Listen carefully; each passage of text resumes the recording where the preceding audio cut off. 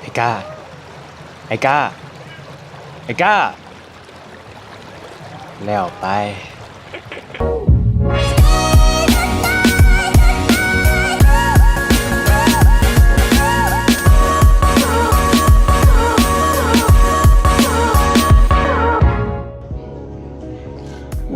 ลูกจะเช้า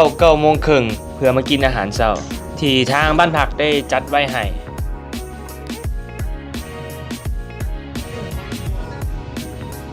สถานที่แรกของมื้อนี้ก็คือถ้ำจัง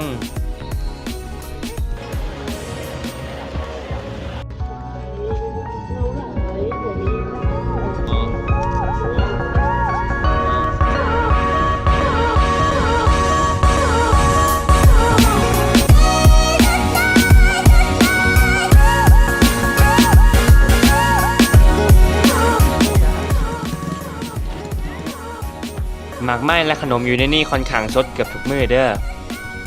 โดยเฉพาะเมนขนมห้างเผิ่งอยู่นี่แซ่บกว่าอยู่บอนอื่นเด้อบอกโลด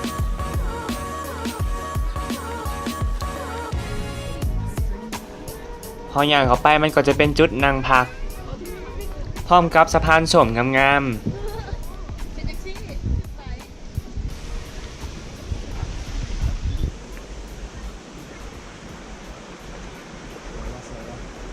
พร้อมทั้งมีน้ำซองที่ไหลผ่านก้องสะพานแต่ว่าเด็กน้อยแถวนี้โคตรเก่งนะ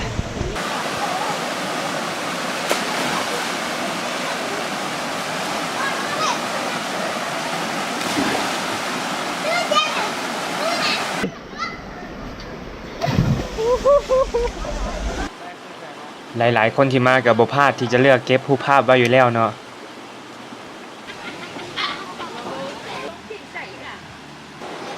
มันมีเห่าอ่ะตัวเองผู้สาวแนมกล้องในผู้สาว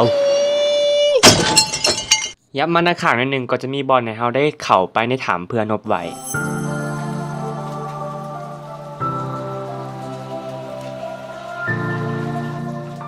และก็ได้เวลาที่เฮาต้องได้เข้าไปในถ้ำจังกับคันไดที่มีความสูง147ขั้น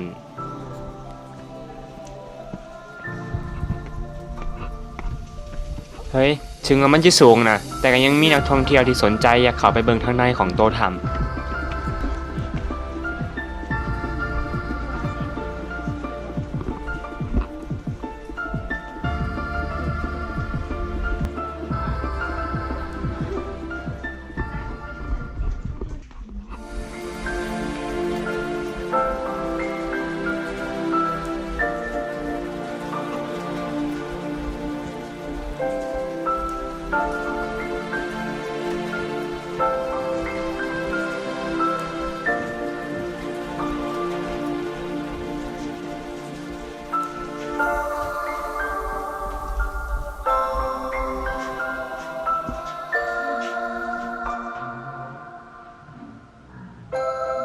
พอเข้ามาจนสุดจะสามารถแนมเห็นสถานที่แถวนี้ในมุมสูงๆได้และยังสามารถแนมเห็นสะพานสีส้มที่เฮาได้ย่างผ่านมาพอได้หยุดพักหน่อยหนึ่งก็กลับมาเพื่อไปอีกฝากหนึ่งของถ้ำที่มีชื่อว่าถ้ำปูถ้ำยาส่วนโตกับขาก็เคยเห็นแสงหยังบ่ฮู้ที่มันติดอยู่ในหินที่อยู่ในถ้ำนะหามาเบิ่งด้วยตาเปล่ามันจะงามกว่าในกล้องหรือว่าในรูปหลายแล้วข่อยก็เลือกที่จะย่างเข้าไปต่อแต่ว่าทางย่างเฮายิ่งย่างเลิกเข้าไปเท่าใดมันยิ่งมืดเท่านั้นเพราะว่าข้างในบ่มีดอกไฟแล้วก็ได้ย่างไปจนสุดพร้อมทั้งได้ตั้งกล้องถ่ายรูปไว้อยู่รูปหนึ่ง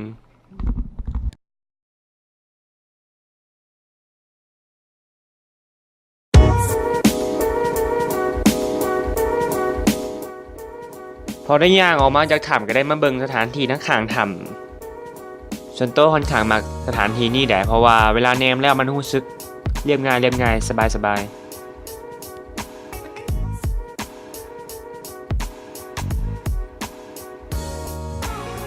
แล้วก็ได้เวลาที่พวกเราต้องได้ออกไปที่บูลากูน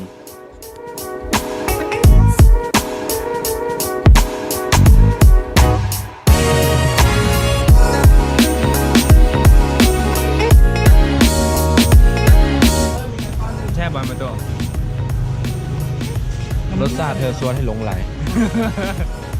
แต่ว่าก่อนเข้าไปในบูรกุลเขาก็ได้หาซื้ออย่างกินก่อน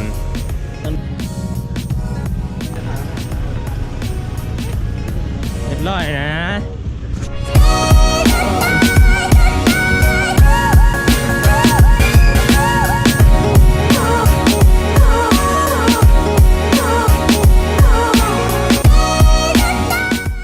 ฮอตแล้วเนาะฮอตแล้วเนาะฮอตแล้วเนาะ เย่ว่าจะพักเกิดตอนนี้เขาจะไปดินเนอร์บอกเลยตอนนี้เขาจะโดดน้ำแต่ว่ากูไปถึงเครื่องมาเราจะไปปีนถ้ำยอด แล้วเปิดมาลินน้ำนี่แหละย่อ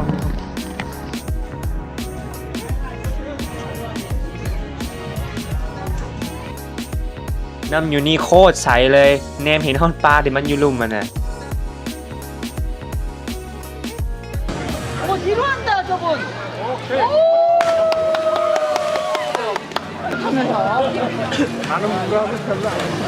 ในนี่ก็มีบริการให้เช่าเสื้อซูซีพโหนเสือกสลิง แล้วก็ยังมีถ้ำให้เขาชมอีก ก็เลยขอแวะเขาถ้ำก่อนออกมาลินน้ำ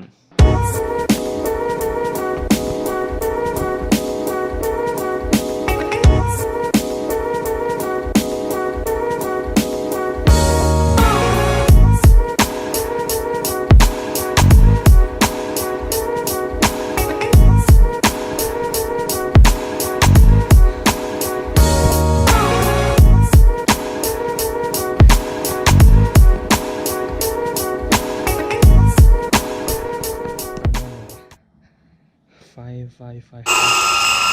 นี่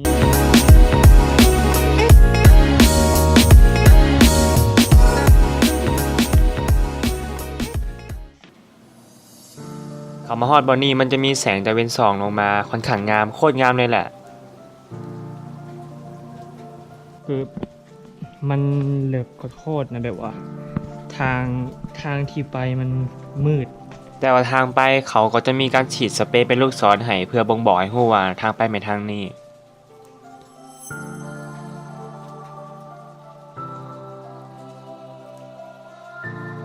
อย่างวนไปมาด้นเติบเพื่อที่ตัดสินใจเข้าไปข้างในได้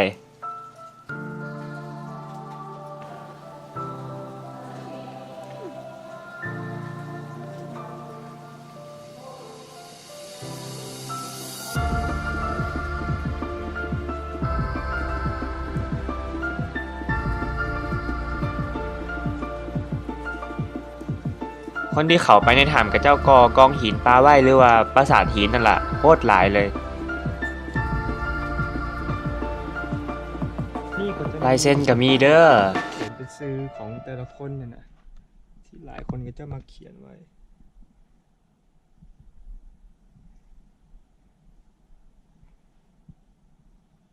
พออยู่ไปได้น้อยหนึ่งแล้วก็รู้สึกอยากออกมาเพราะว่ามันมืดโคตรที่แบบว่า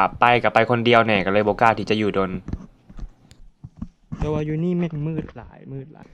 พอขับออกมาได้น้อยหนึ่งก็สนทางกับนักท่องเที่ยวที่อยากเข้าไปเบิ่งในถ้ำก็เลยกลับเข้าไปในถ้ำอีกครั้งหนึ่ง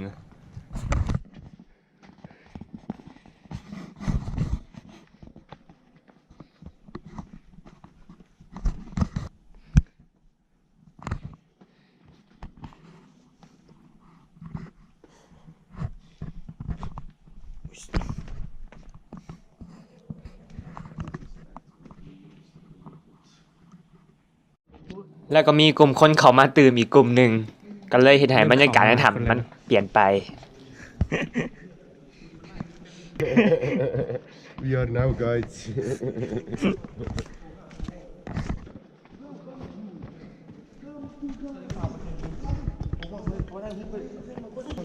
ตั้งเลยมึงบ้าวะมันว่าเขาว่าตั้งอันนี้ไรแต่ว่าบ่มีบุญใช่ไหมบ่มีบุญโอเค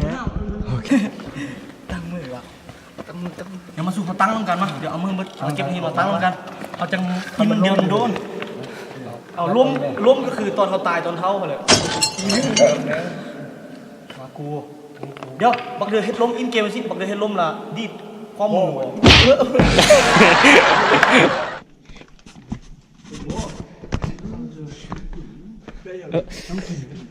มูต้นไม้ตะกี้เขามาลบแล้วเนาะ ขึ้นซ้ายบ่นี่สูง ว่ามีน้ำเลยกว่า เขามาสุดที่นี่แหละมันบุกสุดที่เขายันนี่นะเจ็บ เล็กๆเดี๋ยวขึ้นซ้ำ นี่เป็นยัง ขึ้นเมืองใต้สิง่ายกว่า เจ็บมันยังนี่ดูเจ็บ ทุกน้ โอ้ยทำไง ำเล็กลงต้วนไปก่อนป่ะไปรถ โอ้ เดี๋ยวกูบอกเขาจ่ายได้ว้ายเฮ้ยเกือบดุมมันไม่ลงเกือบเดียบาน จะเกือบเตะบานเมื่อเขาทำ ทักมาตะก้องเลยไปยัง แล้วพวกเขาก็ได้ย่างไปจนสุดถ้ำเลย จนไปฮอดทางที่เขาเจ้าได้ฉีดสเปรย์เป็นกากบาทไว้บาบ่ให้ไปต่อ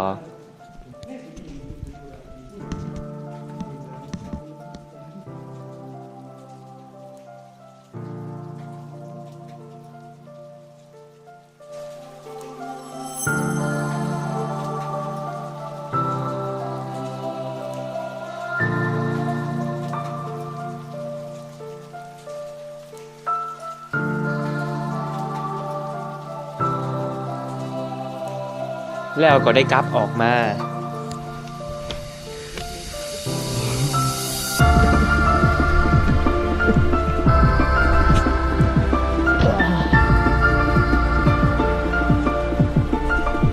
พอแล้ว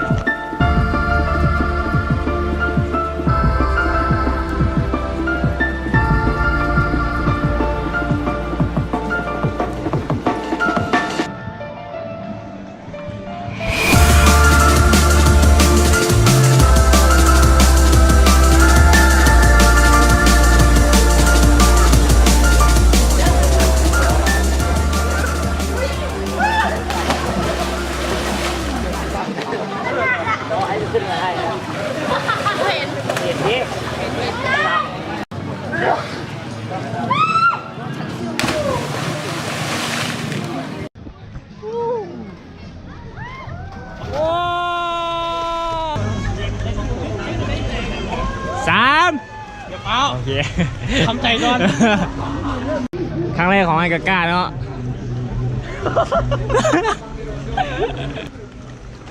ไปผมมา นี่ตาวมันต้องรีบอลทุกสูง Intoxicating wine,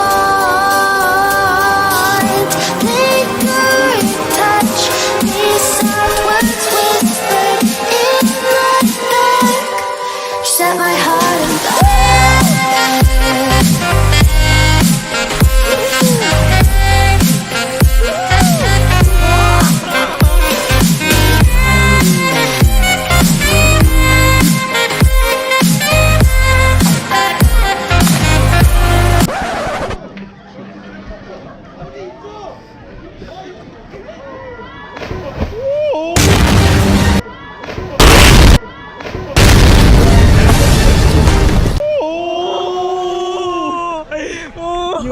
นิวเคลียร์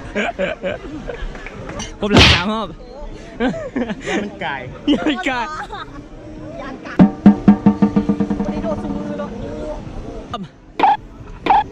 จะไปกูถึง โอเค 1 2 3 อ๋อลงแล้ว โอเควะจัดไป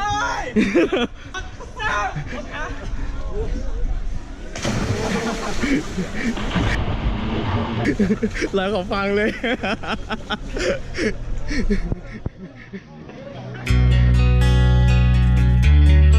หลินน้ำโดดน้ำจนเพลินน่ะจนสุดท้ายก็ได้ฮอดโมงครับและนี่แหละคือการเดินทางทางเมิดของข่อยในมือนั่น และก็เป็นครั้งแรกที่ข่อยได้เข้าถ้ำได้เล็กขนาดนั้น ได้เห็นสถานที่งามๆ ได้เห็นน้ำใสๆ แล้วก็เป็นครั้งแรกที่ได้โดดน้ำอยู่โบรากูล การมาเที่ยวเดี๋ยวนี้มาเห็นได้ข่อยได้เห็นนี่อย่างหลายอย่าง ที่ข่อยบ่เคยเห็นมาเลย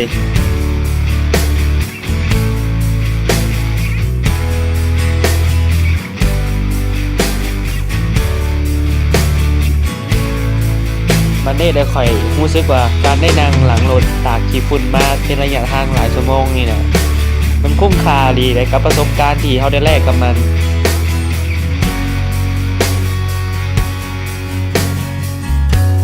ปีหน้าเนี่ยยังสิมาอีกนะไปให้มันทั่วบางเวียงนะก็อยากฮู้คือกันว่าบางเวียงนั่นมัน